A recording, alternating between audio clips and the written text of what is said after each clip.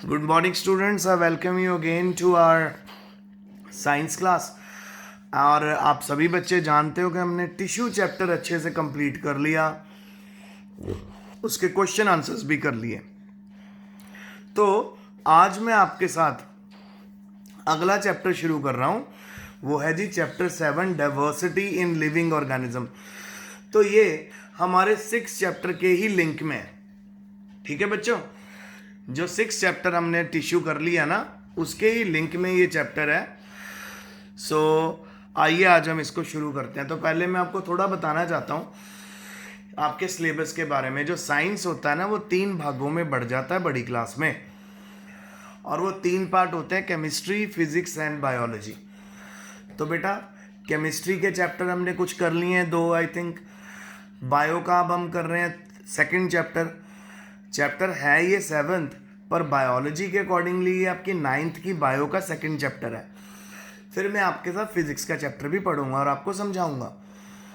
सो आज मैं आपको जो ये चैप्टर करवा रहा हूँ, उसके अंदर आपको बेसिकली क्या बताया जाएगा। बेसिकली इस चैप्टर में आपको ये बताया जाएगा कि हमें ऑर्गेनिजम्स को क्लासीफाई क्यों करना चाहिए,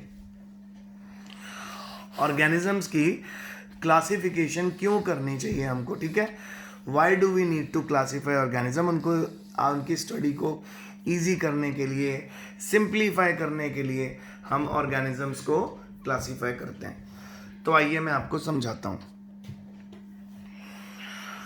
तो इसका नाम है diversity in living organism. Diversity का मतलब होता है फैलाव, कितना ज़्यादा कॉम्प्लेक्स और फैला हुआ हमारे लिविंग ऑर्गेनिजम्स का सिस्टम है।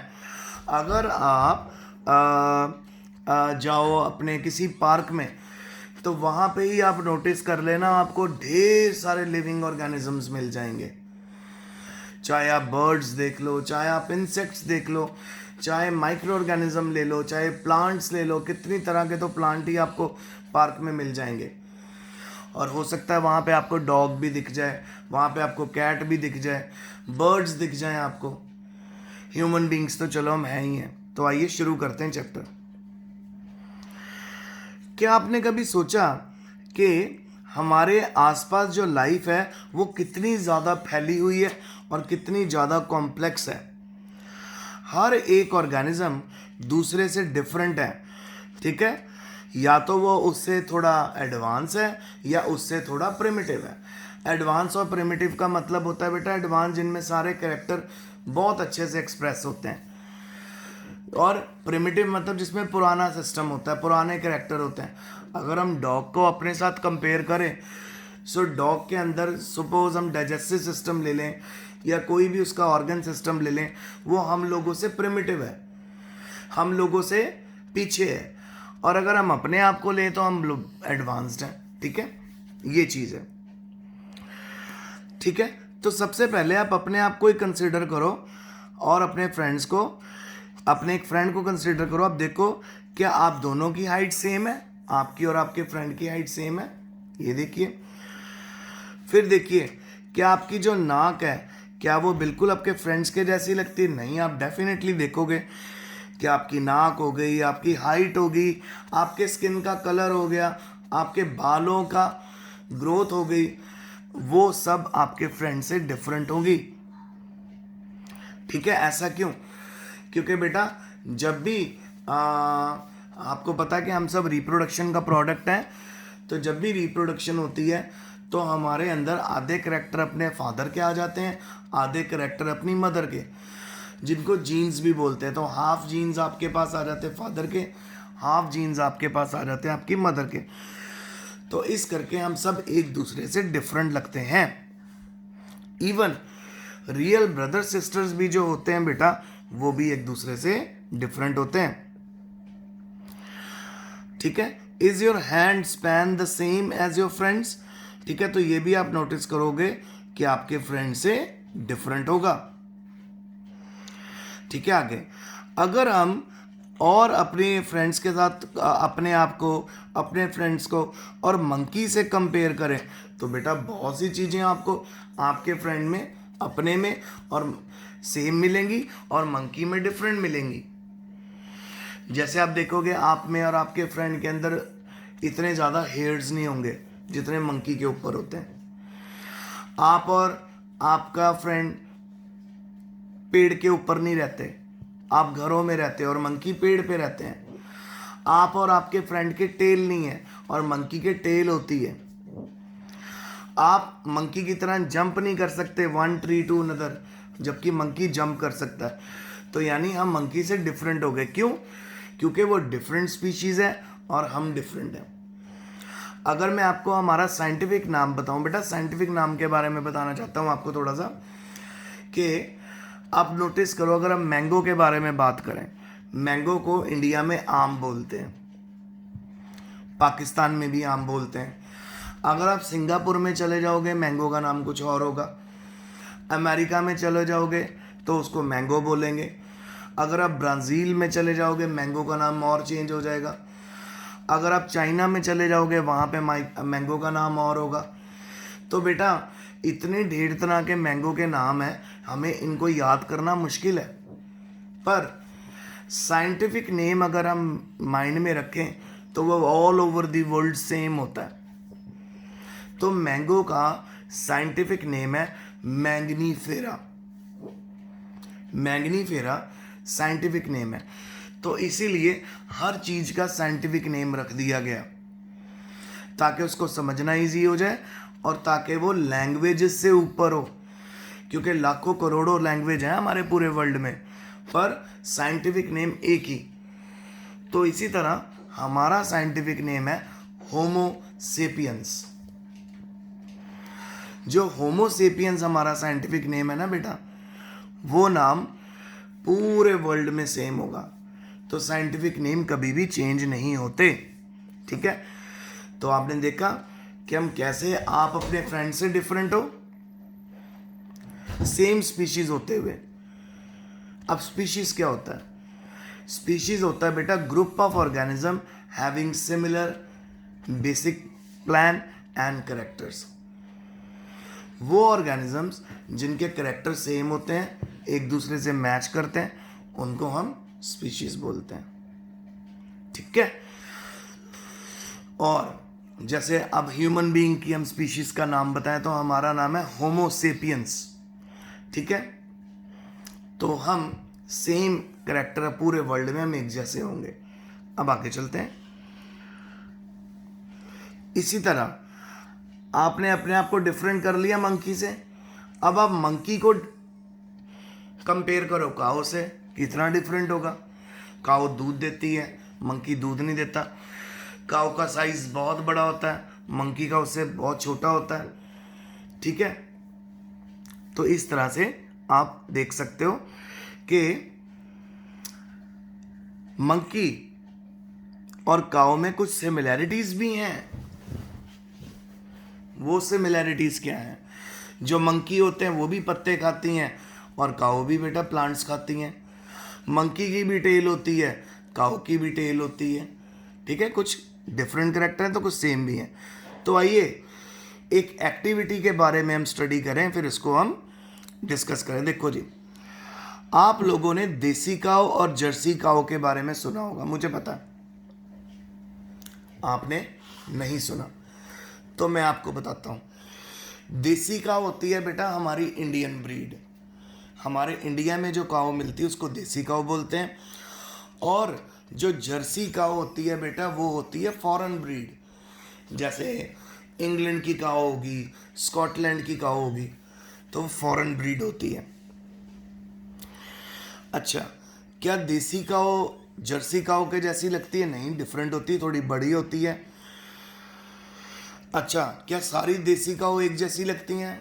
काइंड ऑफ एक जैसी लगती हैं बेटा, क्योंकि वो सेम स्पीशीज है, सेम उनका जीनस सेम है, हमारे इंडिया की हैं। Will be able to identify, क्या आप जर्सी काऊ को देसी काऊ से डिफ्रेंशिएट कर पाओगे? अगर आप उसको देखो भीड़ के अंदर, बिल्कुल कर पाएंगे, क्योंकि जो देसी का जो फॉरेन की जर्सी का होती है ना, उसमें बेटा पैचेस होते हैं, पैचेस, ब्लैक और वाइट पैचेस होते हैं।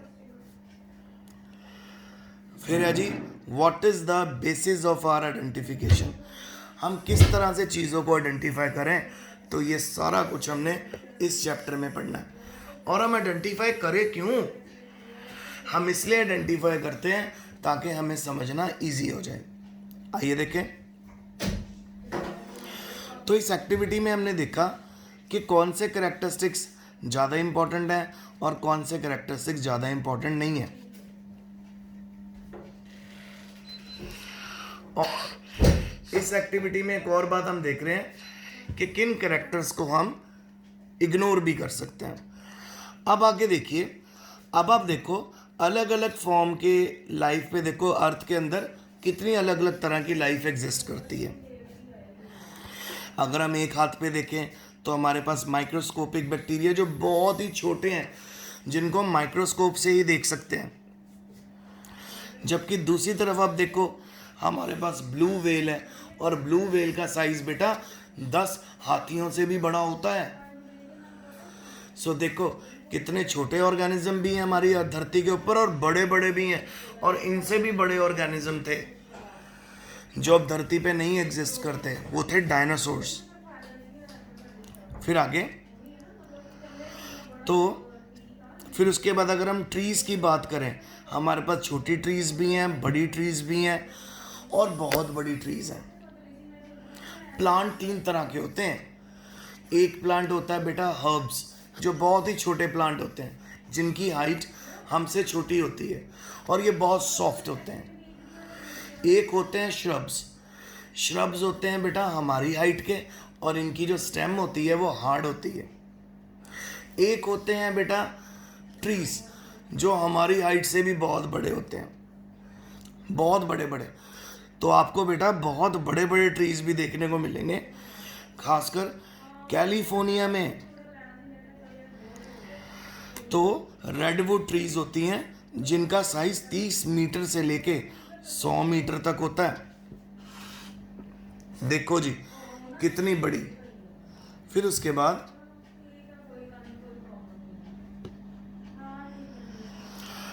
कुछ ट्रीज होती हैं जो हजारों साल जी लेती हैं, और कुछ ऐसे इंसेक्ट्स होते हैं, मॉस्किटो होते हैं, जो कुछ दिनों में ही मर जाते हैं।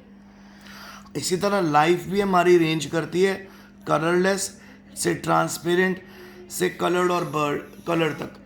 कितनी बर्ड्स और फ्लावर होते हैं जो बहुत ही ब्राइट कलर्ड होते हैं, कितने आपको ऑर्गेनिज्म मिलेंगे जो बिल्कुल ट्रांसपेरेंट होते हैं, कलरलेस होते हैं। तो आप नोटिस कर रहे हो आपकी धरती के अराउंड कितनी ज़्यादा वैरायटी है ऑर्गेनिजम्स की। तो हमारी धरती के ऊपर मिलियन और ईयर्स में बहुत ज़्यादा ऑर्गेनिजम्स का नंबर बढ़ता जा रहा है। इसको बोलते हैं डाइवर्सिटी, फैलाव। उसके बाद है तो हम एक दूसरे को भी, अगर एक दूसरे को देख के हम बोल दें कि बस हम जैसे ही ऑर्गेनिज्म धरती पे हैं, ऐसा नहीं है। बहुत सारे और भी ऑर्गेनिज्म धरती पे आपको मिलेंगे।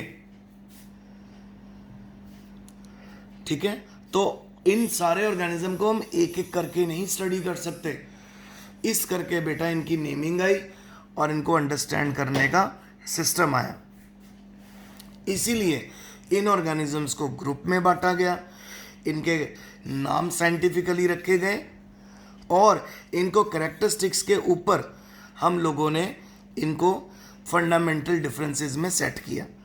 तो ब्रॉड ग्रुप बनाए गए जिनके अंदर सब ग्रुप हैं और उनके अंदर छोटे ग्रुप, जिससे हम लोग ऑर्गेनिजम्स को इजीली क्लासिफाई कर पाए और उनको समझ पाए।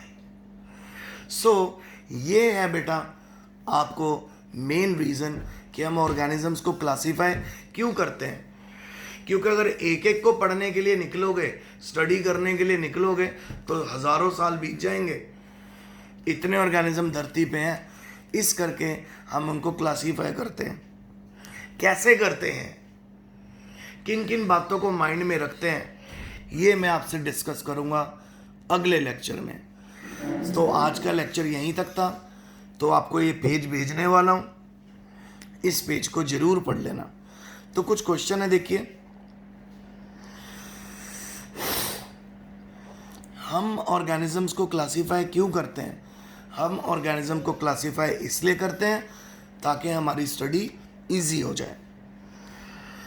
3 एग्जाम्पल्स दीजिए जिसमें आपको वेरिएशन दिख रही है हमारी लाइफ में, रेंज ऑफ वेरिएशन।